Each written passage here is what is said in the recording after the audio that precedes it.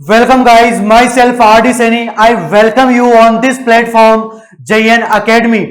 तो इस चैनल को लाइक करो, JN Academy चैनल को, वीडियो को ज्यादा से ज्यादा शेयर करो और अगर किसी भी वीडियो के में अगर आपको प्रॉब्लम हो कोई कंसेप्ट समझने में तो कमेंट जरूर करो और बेल आइकन को प्रेस करो ताकि कोई नया वीडियो का नोटिफिकेशन आपको सबसे पहले मिल सके। तो स्टार्ट करते हैं आज अपन इसमें वीडियो में इफेक्टिव स्ट्रेस। तो इफेक्टिव स्ट्रेस को समझेंगे अपन। पहले इसको समझने से पहले अपन समझते हैं कि टोटल स्ट्रेस क्या होता है और पोर वाटर प्रेशर क्या होता है। तो स्टार्ट करते हैं। इफेक्टिव स्ट्रेस समझने से पहले सबसे पहले अपन समझते हैं total stress. Total stress total stress क्या होता है और पोर वाटर प्रेशर क्या होता है, इन दोनों चीजों को समझेंगे अपन। उसके बाद में इफेक्टिव स्ट्रेस आराम से समझ में आ जाएगा। तो इफेक्टिव स्ट्रेस को समझने के लिए मैं एक एग्जांपल लेता हूं। सपोज ये ग्राउंड है, यहां पे ये ग्राउंड है और यहां पे ये पूरी सॉइल है। ठीक है, ये ग्राउंड है, ये सॉइल है और ये जो डेप्थ है ये है Z डेप्थ। तो अपन यहां पे कोई सॉइल पार्टिकल है, यहां का जो सॉइल पार्टिकल है, इस सॉइल पार्टिकल पर टोटल स्ट्रेस कितना आ रहा है ये अपन कैलकुलेट करना चाह रहे हैं। इस सॉइल पार्टिकल पे, इस सॉइल पार्टिकल को मैं यहां एनलार्ज करके लिख रहा हूं, बड़ा करके लिख रहा हूं। तो देखो ये सॉइल पार्टिकल जो यहां का है, ये सॉइल पार्टिकल है यहां का। ठीक है, इसको बड़ा करके लिखा है। इस सॉइल पार्टिकल पे टोटल स्ट्रेस कितना आएगा, ये टोटल स्ट्रेस अपन देखना चाह रहे हैं। तो माइंड में अपने को एक चीज आ रही है कि टोटल स्ट्रेस। तो सबसे पहले स्ट्रेस क्या होता है, force per unit area. Area तो अगर इस पार्टिकल की अपन बात कर रहे हैं तो इसका ये क्रॉस सेक्शन एरिया हो गया, ये इस पार्टिकल का ये एरिया। अब इसके ऊपर टोटल फोर्स कितना आ रहा है या फिर टोटल वेट कितना आ रहा है ये अपन देखना चाह रहे हैं। तो इस पार्टिकल के ऊपर की जो सॉइल है, इस पार्टिकल के ऊपर की सॉइल यही है। तो ये सॉइल इस पार्टिकल के ऊपर कितना स्ट्रेस डेवलप कर रही है, ठीक है, अपन वो देखना चाह रहे हैं। तो देखते हैं अपन। सबसे पहले इसमें जो यहां की सॉइल है इसका यूनिट वेट अपन ने मान लिया कितना है, गामा। गामा इसका यूनिट वेट है। तो अपने को पता है कि जो unit weight gamma equal to क्या होता है, weight by volume. Weight by volume. तो ये जो पार्टिकल यहां पे स्ट्रेस किसकी वजह से आएगा, इसके ऊपर की जो सॉइल है या फिर कोई स्ट्रक्चर बनी हुई है तो उस स्ट्रक्चर के लोड से, और जो ऊपर की सॉइल है उसके जो सॉलिड है उनका वेट है, या फिर अगर वाटर है तो उसका वेट है, उसकी वजह से जो स्ट्रेस आएगा वो आएगा इन तीनों की वजह से। तो gamma unit weight, wait by volume. तो वेट अगर अपन देखना चाह रहे हैं तो वेट क्या हो जाएगा, गामा इंटू में वॉल्यूम। गामा इंटू में वॉल्यूम। ठीक है, तो स्ट्रेस को मैं लिख रहा हूं, टोटल स्ट्रेस की बात कर रहे हैं सिग्मा से। तो ये किसकी वजह से आएगा, इस सॉइल का जो वेट है, वेट अपॉन में जो एरिया है, इसका जो कांटेक्ट एरिया सॉइल का, ये वाला एरिया। तो वेट कौन कौन सा यहां पे कौन कौन सा वेट है जिसके अपन बात कर रहे हैं। तो यहां पे किसका वेट है, एक तो सॉइल सॉलिड का, जो सॉलिड पार्टिकल है उनका वेट है। तो सॉइल सॉलिड प्लस अगर वाटर है तो वाटर, और एयर का वेट जो अपन कितना मान के चलते हैं, 0 अपॉन में एरिया। तो सॉइल सॉलिड प्लस वाटर का वेट और एयर का वेट, इन तीनों का जो वेट है, अगर इसके ऊपर कोई स्ट्रक्चर भी बनी हुई है तो अपन उसका भी वेट ले लेंगे। लेकिन अपन ये मान के चल रहे हैं कि अभी कोई स्ट्रक्चर नहीं है, ग्राउंड से जेड डेप्थ पे अपन टोटल स्ट्रेस कैलकुलेट करना चाह रहे हैं। तो सॉइल सॉलिड प्लस वाटर का वेट। अब देखो वेट क्या होता है, वेट होता है गामा इंटू में वी। इस सॉइल का गामा अपने को पता है, गामा पता है अपने को, ठीक है, जो भी वैल्यू है 20 है, 25 है, जो भी है किलोन्यूटन पर मीटर क्यूब के अंदर जो भी गामा है। तो गामा, ठीक है, गामा इंटू में वॉल्यूम। गामा इंटू वेट क्या है, गामा इंटू में वॉल्यूम। वॉल्यूम क्या हो जाएगा, इसका एरिया इंटू में ये टोटल डेप्थ। ये डेप्थ कितनी है, जेड। तो ए इंटू में जेड अपॉन में एरिया। तो इससे ये कैंसिल आउट हो गया। तो टोटल स्ट्रेस जो है सिग्मा, इसकी वैल्यू कितनी आ गई, इसकी वैल्यू आ गई गामा इंटू में जेड। गामा इंटू में जेड। अगर आपको सॉइल के अंदर कहीं भी टोटल स्ट्रेस कैलकुलेट करना है तो आप कुछ भी मत करो, उसका जो यूनिट वेट है सॉइल का, उसका जो गामा है उसको डेप्थ से मल्टीप्लाई कर दो, आपके पास में टोटल स्ट्रेस निकल के आ जाएगा। इसके बाद ये तो हो गया टोटल स्ट्रेस, अपन ऐसे कैलकुलेट करते हैं। ठीक है। इसके बाद में अपन देखते हैं पोर वाटर प्रेशर कैसे कैलकुलेट करते हैं। अगर मान लो इसी केस में टोटल स्ट्रेस के अंदर अगर जो सोइल है वो सोइल का जो यूनिट वेट है वो अलग अलग है, ऐसा मान लेते हैं कि ये ग्राउंड है,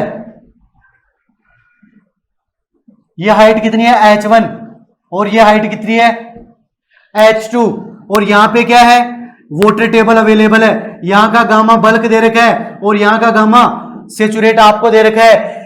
यहां पे अक्स कोई सेक्शन है, यहां पे आपको क्या निकालना है टोटल स्ट्रेस कैलकुलेट करना है। तो मैंने क्या होता है अगर जहां भी आपको टोटल स्ट्रेस कैलकुलेट करना है तो कुछ भी नहीं करना है, जो सोइल है उसका गामा को डेप्थ से मल्टीप्लाई कर देना है। तो गामा बल्क इंटू में h1 plus gamma saturate into में h2, ये क्या हो गया ये टोटल स्ट्रेस आ गया।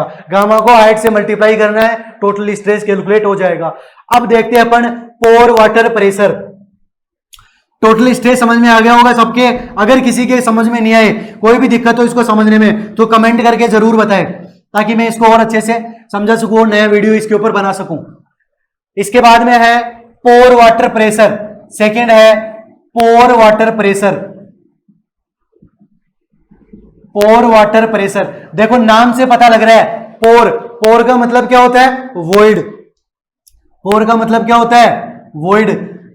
जो सॉइल के वॉइड के अंदर वाटर अवेलेबल है वो वाटर कितना सॉइल के ऊपर प्रेशर लगा रहा है वही क्या है, वही है पोर वाटर प्रेशर। तो इसको समझने के लिए अपन ये एक सिंपल सा एग्जांपल ले रहे हैं। सपोज ये सॉइल के पार्टिकल है, ये सॉइल के पार्टिकल है, इनके बीच में ये वॉइड है और इस वॉइड के अंदर क्या भरा हुआ है, इस वॉइड में पानी भरा हुआ है। अब ये पानी इसके ऊपर कितना फोर्स लगाएगा उसको अपन समझना चाह रहे हैं, वही क्या होता है पोर वाटर प्रेशर होता है। तो देखो पानी अगर इसके इस वॉइड के अंदर है तो पानी क्या है हाइड्रोस्टेटिक प्रेशर फोर्स लगाएगा, मतलब सारी डायरेक्शन में जो ये प्रेशर फोर्स है वो ऐसे लगाएगा। और ये जो पोर वाटर प्रेशर है इसकी वजह से जो ये सॉइल पार्टिकल है वो फ्लोटिंग कंडीशन में रहते हैं, मतलब एक तरह से उनका जो वेट है वो जितना वेट है उतना वेट उनको फील नहीं होता है, उनका वेट थोड़ा सा कम उनको फील होता है, क्योंकि वो किस में रहते हैं वो फ्लोटिंग कंडीशन में रहते हैं। क्योंकि क्या लग रहा है पोर वाटर प्रेशर लग रहा है। अपन ने देखा ना एफएम वगैरह के अंदर अपन पढ़ते हैं बायोंसी फोर्स अगर अपन बोल सकते हैं, वो इसकी वजह से लग रहा है। तो पार्टिकल कैसे रहते हैं फ्लोटिंग कंडीशन में रहते हैं। तो यहां पे जो भी ये जो वॉइड है इसके अंदर वाटर भरा हुआ है, अब ये वाटर कितना प्रेशर लगा रहा है इसको देखने के लिए अपन क्या करें, इसके अंदर एक ने पीजोमीटर लगाया तो अपन को पता लग गया कि कितना इसके ऊपर एनर्जी हेड है इस पानी के पास में, जो वॉइड के अंदर वाटर है इसके पास में कितनी एनर्जी है वो अपन ने देखा। सपोज ये पीजोमीटर में कितना राइज कर रहा है h हाइट तक राइज कर रहा है, इसका मतलब इसके पास एनर्जी हेड कितना है h है। तो पोर वाटर जो प्रेशर है उसको U से लिखते हैं, पोर वाटर प्रेशर को किससे लिखते हैं U से। उसकी वैल्यू होती है unit weight of water gamma W into में जो भी उसका एनर्जी हेड है h, ठीक है। तो अपन क्वेश्चन वगैरह में जो जहां भी वाटर टेबल है, जो वाटर टेबल की डेप्थ है उतना ही अपन क्या लेते हैं, उतना ही अपन h ले लेते हैं, क्योंकि जो वॉइड्स होते हैं वो इंटरकनेक्टेड होते हैं एक दूसरे से, ठीक है। तो गामा W इंटू में h, ये क्या है, ये है पोर वाटर प्रेशर। पोर वाटर प्रेशर तो अपन ने देखा टोटल स्ट्रेस क्या होता है और पोर वाटर प्रेशर क्या होता है। अब तीसरी टर्म अपन देखना चाह रहे हैं इफेक्टिव स्ट्रेस क्या होता है। इफेक्टिव स्ट्रेस को अपन समझना चाह रहे हैं। इफेक्टिव स्ट्रेस तो देखो इफेक्टिव स्ट्रेस इसका मतलब जो इफेक्टिव है ना ये तो टोटल स्ट्रेस और पोर वाटर प्रेशर है, इन दोनों का जो नेट रिजल्टेंट निकल के आता है उसका नाम क्या है इफेक्टिव स्ट्रेस। तो जो सोइल से फोर्स ट्रांसफर होता है, सपोज कोई ऊपर ग्राउंड है, ये इस ग्राउंड के ऊपर लोड लगा हुआ है तो जो फोर्स का ट्रांसफर है वो कैसे होता है, एक ग्रेन टू ग्रेन फोर्स का ट्रांसफर होता है, एक ग्रेन से दूसरे ग्रेन में फोर्स का ट्रांसफर होता है इस टाइप से, ठीक है। इस टाइप से फोर्स का ट्रांसफर होता है। तो अपन देख रहे हैं जो इफेक्टिव स्ट्रेस है वो कितना रहेगा। तो अपने को पता है कि जो टोटल स्ट्रेस है, अभी अपन ने देखा है कि जो टोटल स्ट्रेस है वो कितना रहेगा। एक तो जो ग्रेन टू ग्रेन पास हो रहा है स्ट्रेस, ग्रेन टू ग्रेन, उसको आपने क्या नाम दिया है सिग्मा बार, प्लस एक वॉइड के अंदर क्या अवेलेबल है वाटर भी अगर है तो वो वाटर भी क्या करेगा लोड को लेगा, वाटर भी लोड को लेगा। तो सिग्मा क्या है सिग्मा बार प्लस यू है, ठीक है। तो अगर मैं यहां से सिग्मा बार कैलकुलेट करना चाह रहा हूं तो सिग्मा माइनस यू आता है। तो ये अब यहां से एक चीज समझ में आई कि जो इफेक्टिव स्ट्रेस है उसकी वैल्यू कम हो गई, माइनस हो गई। क्यों वैल्यू कम हो गई है?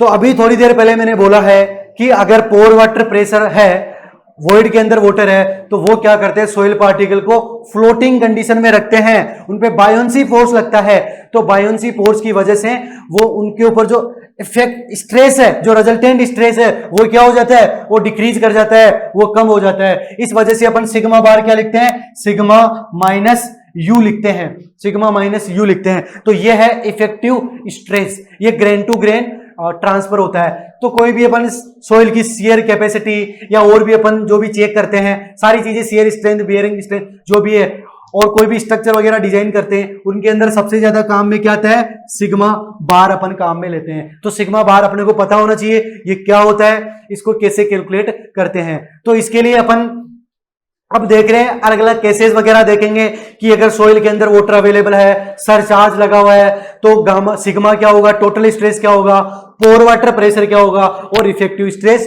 क्या होगा, ये चीजें अपन देखना चाह रहे हैं। तो सबसे पहले अपन इसमें देखते हैं, सबसे पहला अपन केस ले रहे हैं, सबसे पहला अपन ले रहे हैं केस 1। सबसे पहले अपन क्या ले रहे हैं, केस 1 ले रहे हैं। केस 1 क्या है, सबमर्ज्ड सोइल मास। केस 1 क्या ले रहे हैं अपन, सबमर्ज्ड सोइल मास। सबमर्ज्ड सोइल मास का मतलब क्या है कि अपन ऐसा केस लेके चल रहे हैं जिसके अंदर जो वाटर अवेलेबल है वो ग्राउंड लेवल से कहां है, ऊपर अवेलेबल है। मतलब अगर मैं इसको ऐसा लिखूं, अगर मैं इसको ऐसा लिखूं तो ये बिल्कुल सही है कि मान लो ये अपनी सोइल है और ये ग्राउंड है, तो वाटर यहां पे ये इतना वाटर अवेलेबल है, ठीक है। तो इसकी हाइट अपन ने मान ली कितनी है, h1, और इसकी हाइट कितनी है, h2, ठीक है। तो इस वाले सेक्शन पे अपने को टोटल स्ट्रेस, पोर वाटर प्रेशर और इफेक्टिव स्ट्रेस कैलकुलेट करना है। तो कैसे अपन कैलकुलेट करेंगे, तो ये बड़ा सिंपल सा है, इसमें कुछ भी नहीं है। तो सबसे पहले अपन ने इसको पॉइंट नाम दे दिया, point A, point B, point C, point A, point B, point C. यहां का जो सोइल का जो गामा है, वाटर का गामा कितना है, गामा डब्लू, और ये गामा कितना, गामा सैचुरेट, ये अपने पास सोइल का है। तो सबसे पहले अपन बात कर रहे हैं किसकी, पॉइंट ए की बात कर रहे हैं। पॉइंट ए पे टोटल स्ट्रेस कितना होगा, टोटल स्ट्रेस के लिए मैंने सिंपल सा बताया है कि जिस भी पॉइंट पे आप स्ट्रेस निकालना चाह रहे हो उसके ऊपर या तो सोइल है या वाटर है, जो भी है, उनका यूनिट वेट को आप डेप्थ से मल्टीप्लाई कर दोगे, टोटल स्ट्रेस निकल के आ जाएगा। तो पॉइंट ए के ऊपर कोई भी वाटर या सोइल अवेलेबल है क्या, नहीं है, मतलब टोटल स्ट्रेस कितना है, 0। तो पॉइंट ए पे टोटल स्ट्रेस कितना हो गया, 0। पोर वाटर प्रेशर, पोर वाटर प्रेशर के लिए भी मैंने सिंपल सा बताया है कि जो जितनी डेप्थ तक वाटर टेबल अवेलेबल है, जिस पॉइंट पे आप कैलकुलेट करना चाह रहे हो, तो जो उल्टा ट्राइंगल बना हुआ है, ये उल्टा त्रिभुज ये बना हुआ है, यहां से आप डेप्थ को ले लेते हो, यूनिट वेट को, गामा डब्ल्यू को उस डेप्थ से आप मल्टीप्लाई कर देते हो जिस पॉइंट पे आपको कैलकुलेट करनी है। तो आप यू कैलकुलेट करना चाह रहे हो कहां पे, पॉइंट ए पे, तो यहां से यहां की डेप्थ क्या है, 0, यहां से तो स्टार्ट ही हो रहा है, तो यू की वैल्यू कितना आ गई, 0। तो सिग्मा बार अगर आप कैलकुलेट करना चाह रहे हो तो sigma minus u, 0 minus u equal to कितनी वैल्यू आ गई, 0। तो सिग्मा बार की वैल्यू कितनी आ गई यहाँ पे, 0। तो पॉइंट ए पे आप टोटल स्ट्रेस कैलकुलेट कर चुके हो, पोर वाटर प्रेशर कैलकुलेट कर चुके हो, और इफेक्टिव स्ट्रेस भी आप कैलकुलेट कर चुके हो। अब अपन आते हैं पॉइंट बी पे। अब अपन किसकी बात करते हैं, पॉइंट बी की, पॉइंट बी की अपन बात कर रहे हैं। तो देखो पॉइंट बी पे टोटल स्ट्रेस, टोटल स्ट्रेस मैंने बताया है किसकी वजह से लेते हैं, जिस पॉइंट पे आप टोटल स्ट्रेस कैलकुलेट करना चाह रहे हो उसके ऊपर की सोइल, अगर वाटर है तो वाटर भी, अगर वाटर नहीं है तो सोइल आप ले लोगे, अगर अकेला वाटर है तो आप वाटर ले लोगे, मतलब उसके ऊपर जो भी है उसकी वजह से स्ट्रेस आपको लेना है। तो पॉइंट बी पे अगर आप स्ट्रेस कैलकुलेट करना चाह रहे हो तो पॉइंट बी पे टोटल स्ट्रेस क्या आएगा, तो पॉइंट बी के ऊपर क्या है, वाटर है, केवल क्या है, वाटर है, सोइल नहीं है, ठीक है। तो सिग्मा इक्वल टू कितना हो गया, गामा डब्ल्यू इंटू में H1, के क्या अवेलेबल है, केवल वाटर अवेलेबल है, सोइल नहीं है, सोइल तो पॉइंट बी से स्टार्ट होती है। उसके बाद में पोर वाटर प्रेशर U, पोर वाटर प्रेशर क्या होता है, जो भी उल्टा ट्राइंगल है, मैंने क्या बताया है कि जहां से वाटर टेबल अपनी स्टार्ट हो रही है और जिस पॉइंट पे आपको पोर वाटर प्रेशर निकालना है, वहां की डेप्थ को गामा से मल्टीप्लाई कर दो तो क्या निकल के आ जाता है, पोर वाटर प्रेशर। पोर वाटर प्रेशर क्या होता है, इसको आप कैसे गामा डब्ल्यू को एच से मल्टीप्लाई कर सकते हो, ये मैं सब डिस्कस कर चुका हूं, ये सारी चीजें, ठीक है। अब मैं डायरेक्ट बता रहा हूं कि उल्टा ट्राइंगल से डेप्थ को मल्टीप्लाई कर देते हैं, उल्टे ट्राइंगल से जो भी डेप्थ है उसको गामा डब्ल्यू से मल्टीप्लाई कर देते हैं तो यू निकल के आ जाता है। तो यू इक्वल टू कितना हो गया, यू इक्वल टू यहां पे हो गया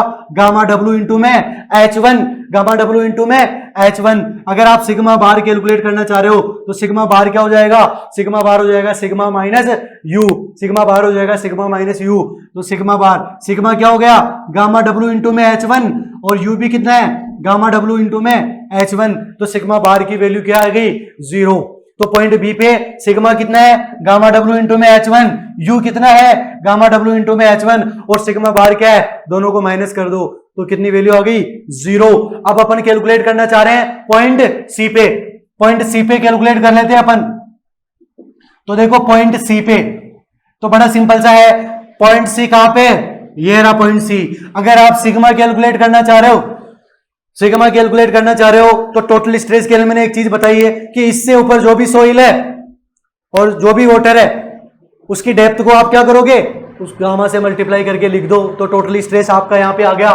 तो सिग्मा इक्वल टू क्या आ गया, सिग्मा इक्वल टू यहां पे आ गया आपका सी पॉइंट पे गामा डब्ल्यू इंटू में H1, ये तो क्या है, इसके ऊपर ये तो वाटर है और ये सोइल भी है, तो प्लस गामा सेचुरेट इंटू में डेप्थ कितनी है गामा सेचुरेट की, H2। ये क्या निकल के आ गया, ये आपका सिग्मा निकल के आ गया। अगर आप U लिखना चाह रहे हो, क्या लिखना चाह रहे हो, U, तो U के लिए क्या है, उल्टा ट्राइंगल की जो भी डेप्थ है, उल्टा ट्राइंगल क्या है, ये रहा उल्टा त्रिभुज, तो यहां से इसकी डेप्थ क्या है उल्टा ट्राइंगल की, H2 प्लस H1। तो U इक्वल टू क्या है, गामा डब्ल्यू इंटू में H1 प्लस H2। ये क्या निकल के आ गया आपका, ये आपका U निकल के आ गया। अगर आप सिग्मा बार कैलकुलेट करना चाह रहे हो तो सिग्मा बार क्या होता है, सिग्मा माइनस यू। इस वैल्यू में से इस वैल्यू को आप क्या कर दो, माइनस कर दो तो ये वैल्यू क्या आ गई, इसको अगर मैं यहां लिखना चाहूं तो ये वैल्यू आ गई कितनी, गामा डब्ल्यू इंटू में H1 plus gamma saturate into में H2 minus gamma W into में, इसको अंदर मल्टीप्लाई कर देता हूं, इंटू में गामा डब्ल्यू इंटू में H2। ठीक है, तो ये क्या हो गया, इससे ये कैंसिल आउट हो गया तो ये आ गए gamma saturate minus gamma W. तो मैंने कल बताया था कि gamma saturate minus gamma W क्या होता है, गामा सबमर्ज्ड। तो ये है गामा सबमर्ज्ड इंटू में H2। तो सिग्मा बार की वैल्यू कितनी आ गई, गामा सबमर्ज्ड इंटू में H2। कौन से वाले पॉइंट पे, सी। तो अपन ये सारे इस केस के तीनों पॉइंट अपन ने लिया, ए बी और सी। यहाँ पे टोटल स्ट्रेस, पोर वाटर प्रेशर और इफेक्टिव स्ट्रेस तीनों को अपन ने आराम से कैलकुलेट कर लिया, बड़ा आसान है। इसके बाद में पहला केस था, यहाँ पे कोई लोड, एक्सटर्नल लोड अप्लाई नहीं हो रहा है, कोई भी बाहर से लोड नहीं लगा हुआ है। अपन दूसरा केस लेके चलते हैं जिसके ऊपर क्या है, बाहर से भी लोड लगा हुआ है कोई, ठीक है, वो वाला केस भी अपन ले लेते हैं, उसके बाद में अपन अगला केस लेंगे। तो सेकेंड केस 2 है, केस 2 है अपना जिसके ऊपर सरचार्ज भी लगा हुआ है। केस 2 के ऊपर क्या लगा हुआ है, सरचार्ज भी लगा हुआ है। तो वो भी बड़ा सिंपल सा है, उसके अंदर भी अपन तीनों वैल्यू कैलकुलेट करेंगे, सिग्मा, यू और सिग्मा बार। तो अगला जो केस अपन ले रहे हैं वो क्या है, केस 2। केस 2 क्या है, when water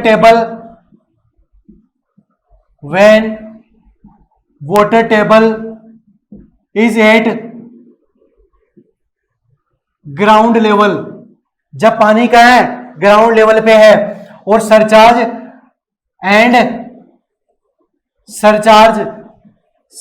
is also applied. मतलब क्या है, वहां पे सरचार्ज, एक्सटर्नल लोड भी लगा हुआ है, एक्सटर्नल स्ट्रेस भी आ रहा है, तो इसकी वजह से अपन देखेंगे।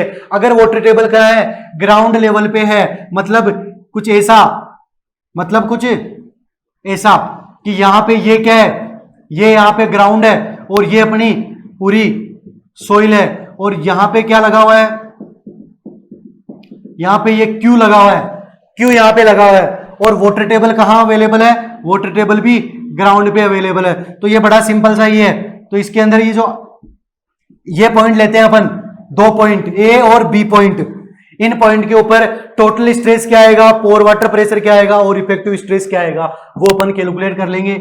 ये जो हाइट है यहां से यहां तक की, वो मान लो कितनी है, एच हाइट है। तो सबसे पहले अपन बात करते हैं किसकी, पॉइंट ए की।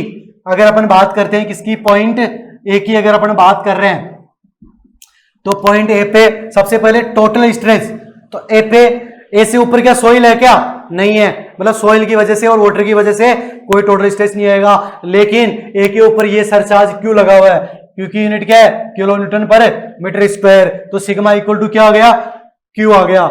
अगर आप यू लिखना चाह रहे हो पोर वाटर प्रेशर, तो यू क्या होता है, उल्टे ट्राइंगल की डेप्थ, जिस पॉइंट पे आप पोर वाटर प्रेशर कैलकुलेट करना चाह रहे हो, तो आप इस पॉइंट पे कैलकुलेट करना चाह रहे हो, तो यहां से यहां की डेप्थ क्या है, 0, यहीं से तो स्टार्ट हो रहा है, तो यू, तो सिग्मा बार इक्वल टू क्या आ गया, सिग्मा माइनस म्यू, मतलब इक्वल टू क्यू वैल्यू आ गई आपकी, ये आ गया पॉइंट ए का। अगर आप लिखना चाह रहे हो किसका, पॉइंट बी का, अगर आप लिखना चाह रहे हो पॉइंट बी का टोटल स्ट्रेस, पॉइंट बी का अगर आप टोटल स्ट्रेस कैलकुलेट करना चाह रहे हो, तो पॉइंट बी, ये रहा पॉइंट बी, तो इससे पॉइंट बी से जो ऊपर है, देखो क्या क्या है, पॉइंट बी से ऊपर क्या क्या अवेलेबल है, तो देखो पॉइंट बी से ऊपर क्या क्या है, एक तो क्यू लगा हुआ है, पॉइंट बी से ऊपर क्या है, एक तो क्यू लगा हुआ है, और इसके बाद में एक क्या लगा हुआ है, एक क्या है इसके ऊपर, सोइल है, इसके ऊपर क्या है, सोइल है, और इसका यूनिट वेट सोइल का कितना है, गामा सेचुरेट है, गामा सेचुरेट है,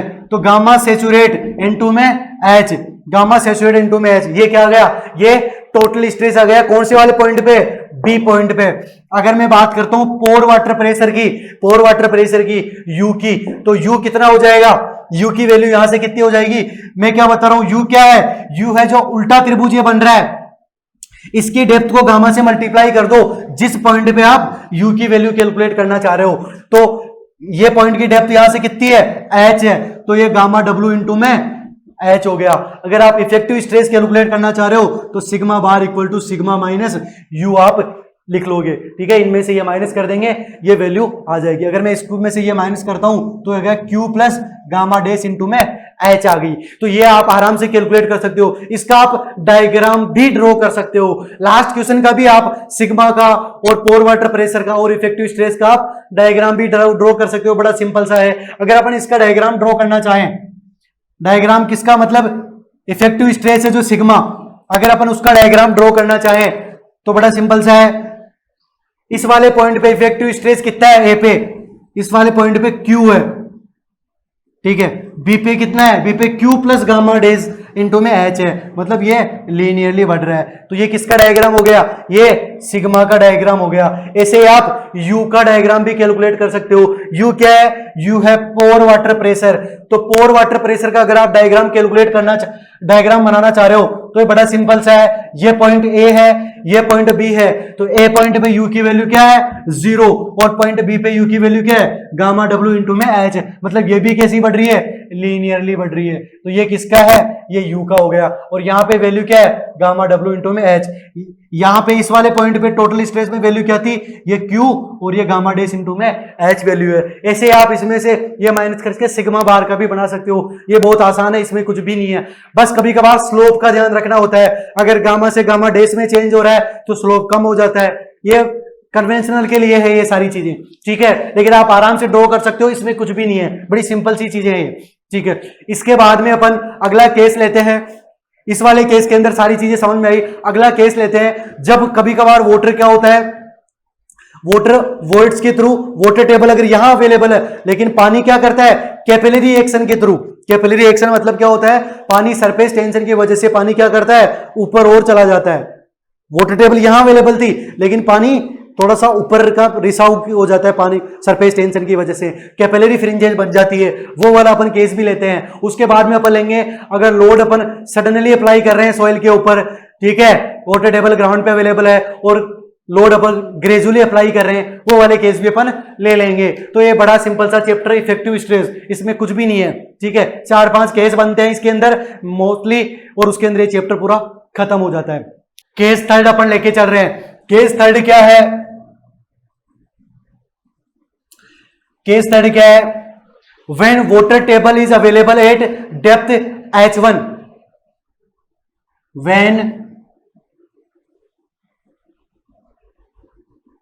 when water table is available at when water table is available at depth h1 and capillary fringes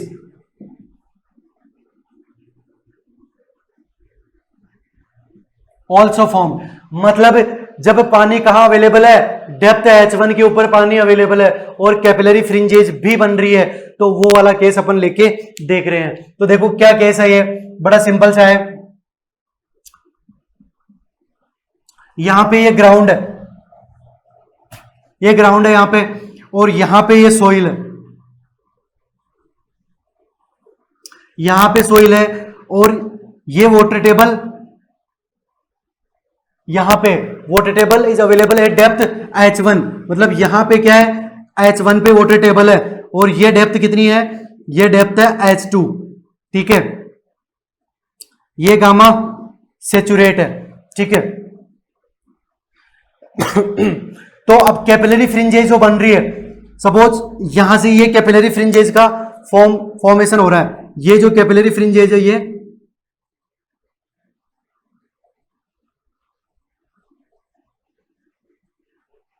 ये कैपिलरी फ्रिंजेज यहां तक बन रही है, और कितनी डेप्थ तक बन रही है कैपिलरी फ्रिंजेज, ये h डेप्थ तक कैपिलरी फ्रिंजेज बन रही है।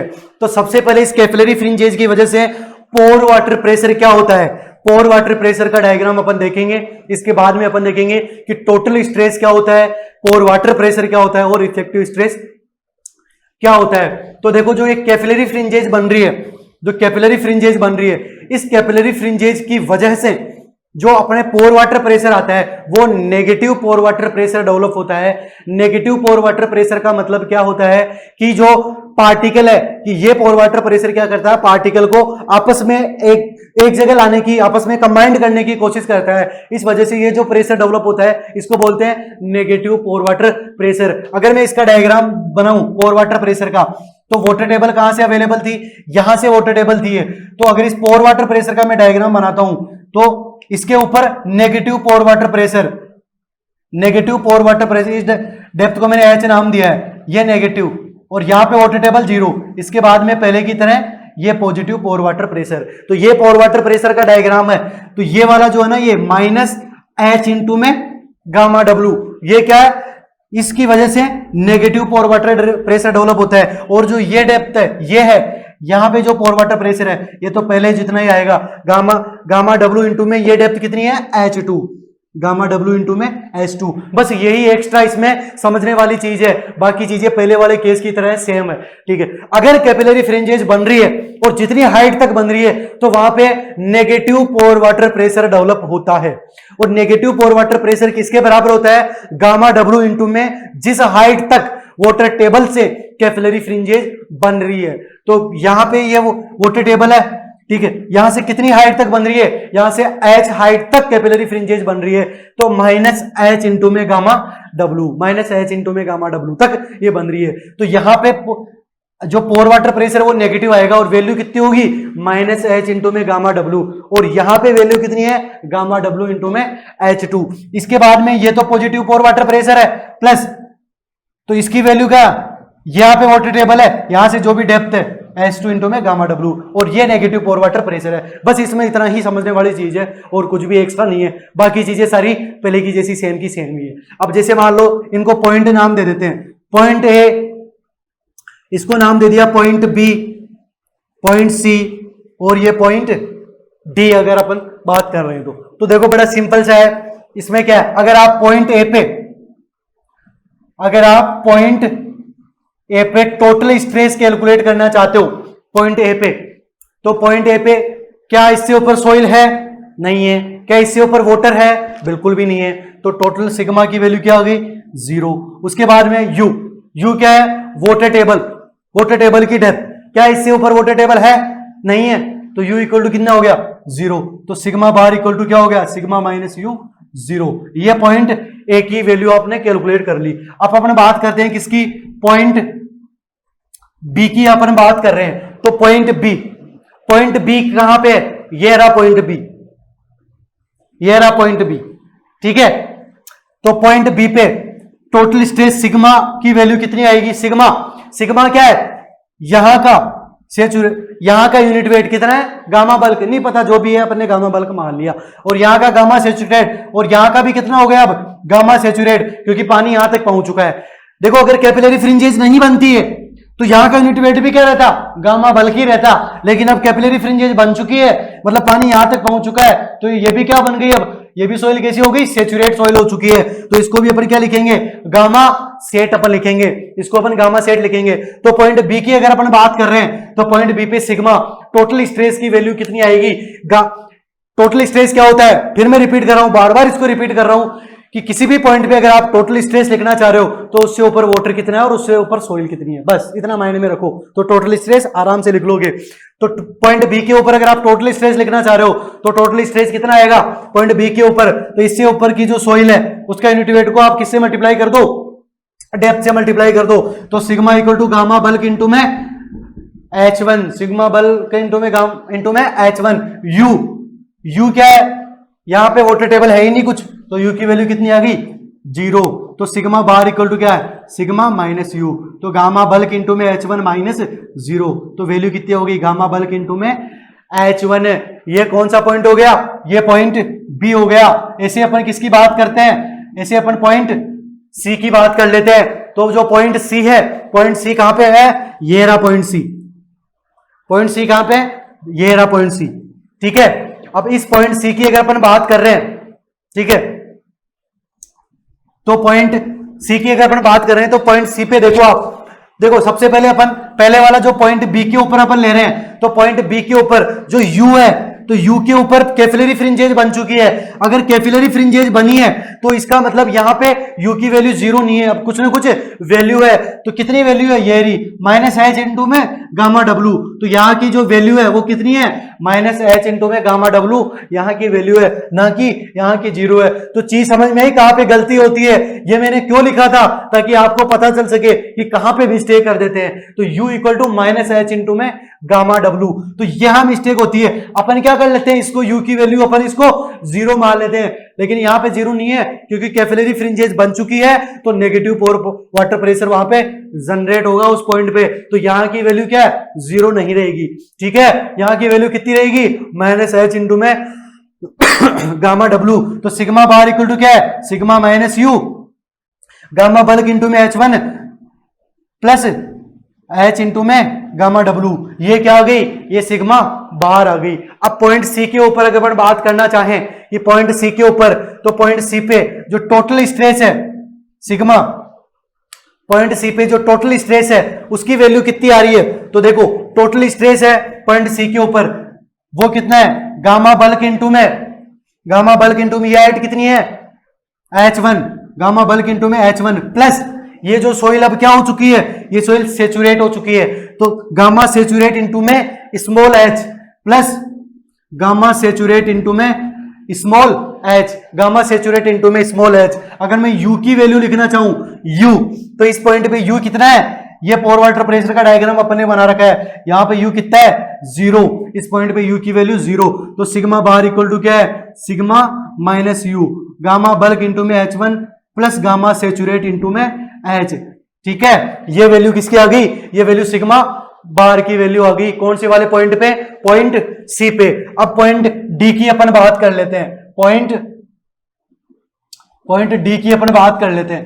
तो पॉइंट बी पे देखो, पॉइंट डी पे सिग्मा इक्वल टू क्या आएगा, इससे पहले गामा बल्क इंटू में H1 प्लस, अब गामा जो सेचुरेट है, गामा सेचुरेट कितना है पूरा, यहां से यहां तक तो था ही, और यहां से यहां तक कैपिलरी फ्रिंजेस भी बन गई है, तो गामा सेचुरेट इंटू में टोटल डेप्थ ये H2 प्लस ये वाली डेप्थ H, तो ये कितना हो गया, गामा सेचुरेट इंटू में H2 प्लस H, ये वैल्यू आ गई किसकी, सिग्मा की। अगर आप U की वैल्यू लिखना चाह रहे हो तो U यहां पे कितना है, गामा W इंटू में H2, यहां पे U कितना है, गामा W इंटू में H2। अगर आप सिग्मा बार लिख रहे हो तो सिग्मा माइनस U, तो सिग्मा में से U इसको माइनस कर देंगे अपन, तो ये वैल्यू निकल के आ जाएगी जो भी आ रहा है, ठीक है। तो इसको मैं कर देता हूं, बड़ा सिंपल सा है, गामा बल्क इंटू में H1 plus gamma saturate into में H2 plus gamma saturate into में H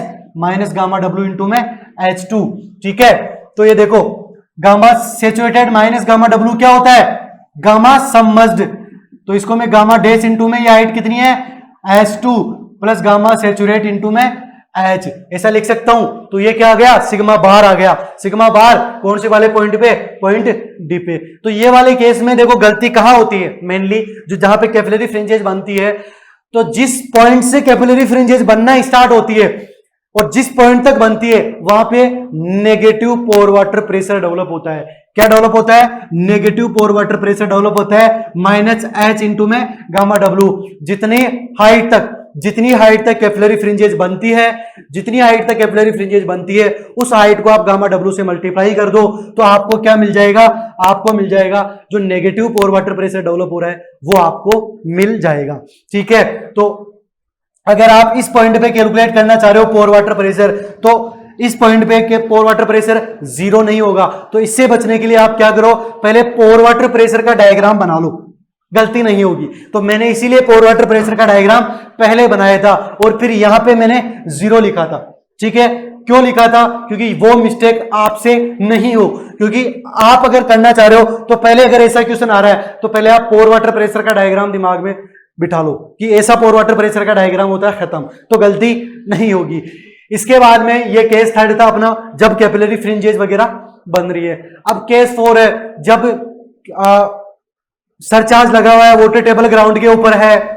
ठीक है, तो अगर ऐसा वाला केस है और लोड आप सडनली अप्लाई लोड कर रहे हो, एकदम से लोड अप्लाई कर रहे हो, तो उसको सोइल सॉलिड और वाटर दोनों लोड ले लेते हैं। और अगर आप ग्रेजुअली लोड अप्लाई कर रहे हो तो वाटर क्या करता है, वॉइड से बाहर निकल जाता है, सीपेज आउट हो जाता है, तो उस लोड को केवल सोइल सॉलिड ही लेते हैं। तो बड़े सिंपल से केस है, आप इतना ध्यान रखो। अब नोट के अंदर भी कुछ चीजें आपको बताना चाह रहा हूं, ये इंपॉर्टेंट है। ये इसका स्टेटमेंट एग्जाम में पूछ लेते हैं या कभी कभार इसका न्यूमेरिकल भी दे देते हैं गेट और ये वगैरह एग्जाम में। बाकी स्टेटमेंट आपको ध्यान रखना है और इसकी मैं एक आपको थोड़ा सा छोटा सा डेरिवेशन भी करवा दूंगा, जैसा अपन ने कराया। एक्चुअली डेरिवेशन नहीं बोल सकते, इसको अपन क्वेश्चन ही बोले तो ज्यादा सही रहेगा। ये क्या है, ये क्वेश्चन ही है, बस केवल गामा की और एच की इनकी वैल्यू आएगी क्वेश्चन में, बाकी सारी चीजें क्या है, सेम ही है। अगर आपकी जो वाटर टेबल है वो ग्राउंड वाटर से ऊपर है, सपोज आपकी ये सोइल है, आपकी ये सोइल है, ठीक है, और जो वाटर टेबल है वो वाटर टेबल यहां कहीं है। मतलब ये कौन सा वाला केस है, ये कोई हो सकता है, कोई तालाब हो, कोई झील हो, कोई समुद्र हो, इनका जो लेवल है ना वो बढ़ता और कम होता रहता है, इसके ऊपर है। यह सिंपल सा कंसेप्ट है, इसको अपन किस में लेके चल रहे हैं, इसको नोट में लेके चल रहे हैं, क्योंकि ये एग्जाम में पूछ लेते हैं, ये बड़ा इंपॉर्टेंट है। या तो स्टेटमेंट ध्यान में रख लो आप, या फिर इसका जो न्यूमेरिकल है या जो भी मैं कराऊंगा वो एक तरह से न्यूमेरिकल ही है, उसको आप दिमाग में बिठा लेना। तो देखो क्या है, इसकी जो है, मान लो ये जो हाइट है वाटर टेबल की वो कितनी है, H1 हाइट है, और ये हाइट कितनी है, ये सोइल की हाइट कितनी है, H2 हाइट है। ये क्या है, सोइल है, ये सोइल है, और ये क्या है, वाटर टेबल है। ये सोइल का यूनिट वेट कितना है, गामा सेचुरेट है, गामा सेचुरेट है, और इसका यूनिट वेट कितना है, गामा डब्ल्यू है। तो मैं इस नोट नंबर 1 में ये कहना चाह रहा हूं कि अगर वाटर टेबल ग्राउंड लेवल के ऊपर है, ग्राउंड लेवल यहां पे है आपका, और अगर वाटर टेबल यहां पे है, तो अगर आप वाटर टेबल की डेप्थ को ज्यादा करते हो या फिर कम करते हो, मतलब ये वाला केस है कि तालाब में पानी अगर ज्यादा हो रहा है या कम हो रहा है, इससे जो तालाब के बॉटम के ऊपर जो सोइल है, बॉटम से नीचे, तालाब के जो बॉटम है उससे नीचे की जो सोइल है, वहां का इफेक्टिव स्ट्रेस चेंज नहीं रहता है, वहां का इफेक्टिव स्ट्रेस सेम ही रहता है। तो मैं एक बार फिर रिपीट करता हूं इस लाइन को कि अगर वाटर टेबल ग्राउंड वाटर के ग्राउंड लेवल के, सॉरी, अगर वाटर टेबल ग्राउंड लेवल के ऊपर है, अगर वाटर टेबल ग्राउंड लेवल के ऊपर है और उसमें अगर वेरिएशन हो रहा है, ठीक है, उस वाटर टेबल में कम ज्यादा हो रही है अगर डेप्थ उसकी, तो उसका इफेक्टिव स्ट्रेस में कोई चेंज नहीं आता है, इफेक्टिव स्ट्रेस सेम ही रहता है। इसके लिए अपन यहां देख लेते हैं, सिंपल सा, बड़ी सिंपल सी टर्म है, ठीक है। नोट 1 में पहला केस अपन मान लेते हैं कि हाइट कितनी है, H1 है, फिर थोड़ी हाइट को बढ़ा देंगे अपन, H2 कर लेंगे, फिर देखते हैं इफेक्टिव स्ट्रेस पे कुछ फर्क पड़ता है या नहीं पड़ता है, ठीक है। तो ये जो पॉइंट है ना, पॉइंट बी, इस पॉइंट बी पे देख लेते हैं अपन, इस पॉइंट बी पे अपन देख लेते हैं। तो पॉइंट बी पे अपन सबसे पहले देखते हैं क्या, ये पॉइंट बी है, इस पॉइंट बी पे पहले केस 1, इसके अंदर अपन केस 1 मतलब आप कंफ्यूज होगे। आप ऐसे रखो कि H1 डेप्थ है, फिर उसको अपन H2 डेप्थ मान लेंगे और H2 डेप्थ को H1 से ज्यादा रख लेंगे, ठीक है। तो पॉइंट बी के ऊपर, पॉइंट बी में क्या है, सबसे पहले सिग्मा, सिग्मा पॉइंट बी के ऊपर सिग्मा क्या आएगा। अब देखो आप गलती नहीं होनी चाहिए, गामा डब्ल्यू इंटू में H1 plus gamma saturated into में H2, गामा सैचुरेटेड इंटू में H2। अगर आप पॉइंट बी पे अगर आप U लिखना चाह रहे हो पोर वाटर प्रेशर, तो पोर वाटर प्रेशर कितना आएगा, गामा डब्ल्यू इंटू में H1 plus gamma saturated plus gamma W into में H2, ये क्या आ गया U। तो मैं इसको ऐसे लिख लूं, गामा डब्ल्यू इंटू में H1 प्लस H2 लिख लिया मैंने, ठीक है। तो सिग्मा बार क्या आएगा, सिग्मा माइनस U। तो देखो कितनी वैल्यू आ रही है, ये आ रही है गामा डब्ल्यू इंटू में H1 plus gamma saturate into में H2 माइनस, इसको मैं यहां लिख रहा हूं इस माइनस को, कितना गामा डब्ल्यू इंटू में H1 plus gamma W into में H2। तो ये वैल्यू क्या आ गई, कैंसिल आउट हो गई। तो यहां पे सिग्मा बार इक्वल टू कितना आ गया, गामा सैचुरेट इंटू में H2 plus gamma W into में H2। तो ये इसको मैं गामा सबमर्ज्ड लिख दूं, क्योंकि gamma saturated minus gamma W क्या होता है, गामा सबमर्ज्ड इंटू में H2। ये इफेक्टिव स्ट्रेस आ गया बी पॉइंट पे, ठीक है, जब पानी की हाइट कितनी है H1। अब मैं क्या लेके चल रहा हूं कि पानी की हाइट बढ़ गई, और कितनी बढ़ गई, अब पानी की हाइट H2 हो गई, ठीक है।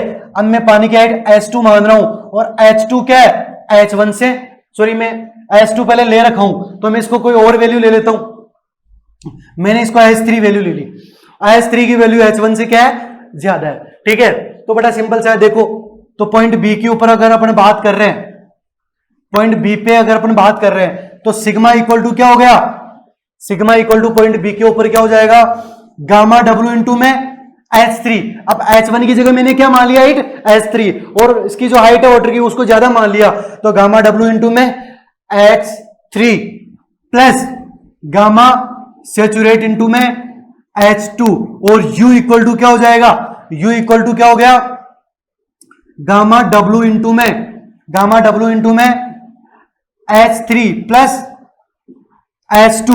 अब मैं क्या निकालना चाह रहा हूं, मैं सिग्मा बार निकालना चाह रहा हूं। सिग्मा बार क्या हो जाएगा, सिग्मा माइनस U।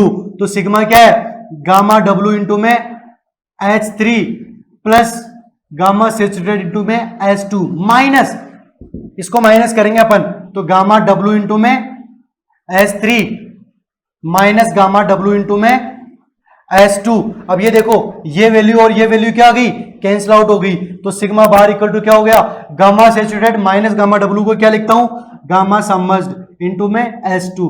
तो देखो सिग्मा बार पे कोई फर्क पड़ा क्या, सिग्मा बार पे कोई फर्क नहीं पड़ा। पहले भी सिग्मा बार क्या था, गामा सबमर्ज्ड इंटू में H2 था, अब भी सिग्मा बार क्या है, गामा सबमर्ज्ड इंटू में H2 आया। तो सिग्मा बार पे कुछ, इस पे इफेक्टिव स्ट्रेस पे कुछ भी फर्क नहीं पड़ता है। तो ये दिमाग में बिठा लो, ये एग्जाम में पूछा हुआ है कितनी बार एग्जाम में पूछा है। न्यूमेरिकल भी इसके ऊपर आता है, न्यूमेरिकल पे लंबा चौड़े 10 लाइन लिखी होती है, और पूछते हैं कि वाटर टेबल ग्राउंड से 10 मीटर ऊपर है। अगर वाटर टेबल को अपन 15 मीटर कर दें और अपन अगर 8 मीटर ही कर दें, तो इफेक्टिव स्ट्रेस पे क्या फर्क पड़ेगा। ऑप्शन में होता है 100 किलोमीटर पर मीटर स्क्वायर, 200 किलोमीटर पर मीटर स्क्वायर, 0, ये वो पूरा कैलकुलेट करोगे। इससे अच्छा दिमाग में ध्यान रखो कि अगर वाटर टेबल ग्राउंड लेवल से ऊपर है, अगर वाटर टेबल ग्राउंड लेवल से ऊपर है, तो ग्राउंड लेवल से ऊपर है तो वाटर टेबल की वेरिएशन पे उसकी डेप्थ को अगर आप कम ज्यादा कर रहे हो, तो इफेक्टिव स्ट्रेस में कोई फर्क नहीं पड़ता है। तो ये नोट को दिमाग में बिठा लेना,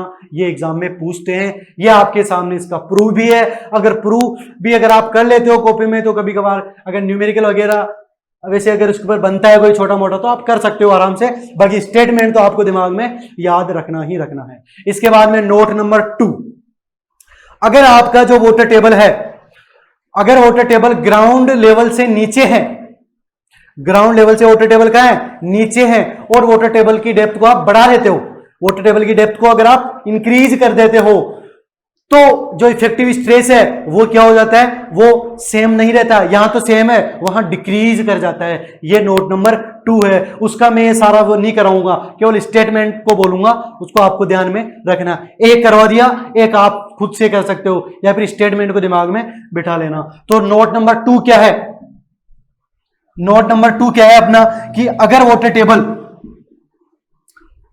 टेबल ग्राउंड लेवल से, अगर वाटर टेबल जो ग्राउंड लेवल है अपना, ठीक है, वाटर टेबल यहां कहीं है, ये मान लिया अपन ने, ठीक है। वाटर टेबल कहां पे है? वाटर टेबल यहां पे वाटर टेबल है। पहले वाटर टेबल की डेप्थ कितनी है?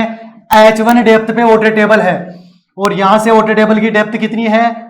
H2 डेप्थ है, ठीक है। ये स्टार्टिंग में था। अपन क्या कर रहे हैं कि ये जो वाटर टेबल है ना, ये ग्राउंड लेवल से नीचे है और उसकी डेप्थ बढ़ जाती है, और डेप्थ कितनी हो गई? अब ये H से डेप्थ बढ़ गई, स्मॉल h से डेप्थ इंक्रीज कर गई, ठीक है। तो अब इसके इफेक्टिव स्ट्रेस पे क्या फर्क पड़ता है? तो माय डियर फ्रेंड, जो इफेक्टिव स्ट्रेस है, अगर वाटर टेबल है वो इंक्रीज कर जाती है, वाटर टेबल ग्राउंड लेवल से नीचे है, और अगर वो बढ़ जाती है वाटर टेबल, तो इफेक्टिव स्ट्रेस क्या कर जाता है? इफेक्टिव स्ट्रेस डिक्रीज कर जाता है। तो मैं इस लाइन को लिखना चाह रहा हूं, इस लाइन को मैं लिख देता हूं सिंपल सी भाषा में क्या है? GWT, मतलब ग्राउंड वाटर टेबल।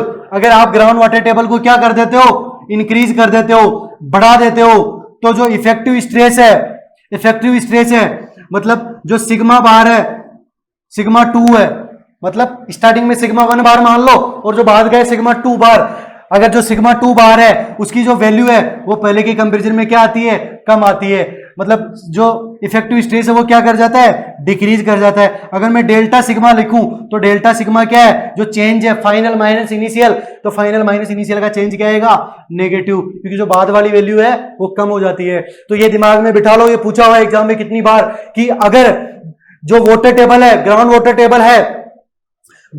टेबल है GWT उल्टा ट्राइंगल, अगर वो ग्राउंड लेवल के नीचे है, अगर आप उसकी डेप्थ को बढ़ा देते हो तो इफेक्टिव स्ट्रेस क्या कर जाता है? इफेक्टिव स्ट्रेस डिक्रीज कर जाता है। तो ये था इफेक्टिव स्ट्रेस के ऊपर पूरा वीडियो।